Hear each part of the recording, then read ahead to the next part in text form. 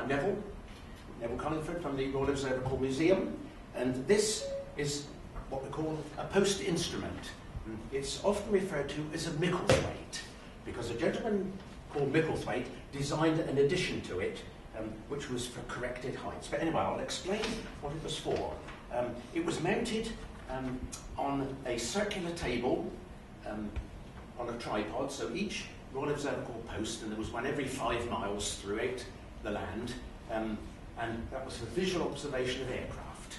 And this was the instrument that enabled you to pass plots through to the centre, the operations centre.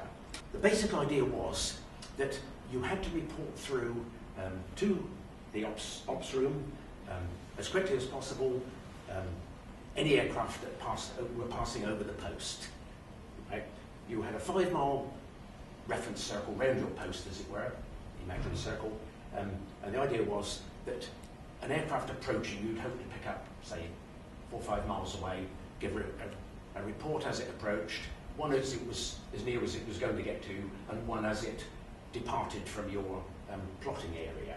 And what happened, you had two observers on duty in the wartime Royal Observatory posts. One would spot the aircraft and operate the instrument, and the other observer would have the headphones on, and he would read off the plot on the chart table and then pass it through.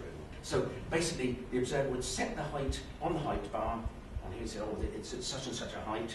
I'll swing it around again for you, and he would then sight the aircraft through here, moving around the table and operating, getting the elevation. So he'd sight the aircraft through there, and wherever the pointer was, when he'd say on, in other words, he'd locked onto the aircraft, was moving around with it, he'd shout on, and his colleague would take the plot from where the pointer was on the map and report that through.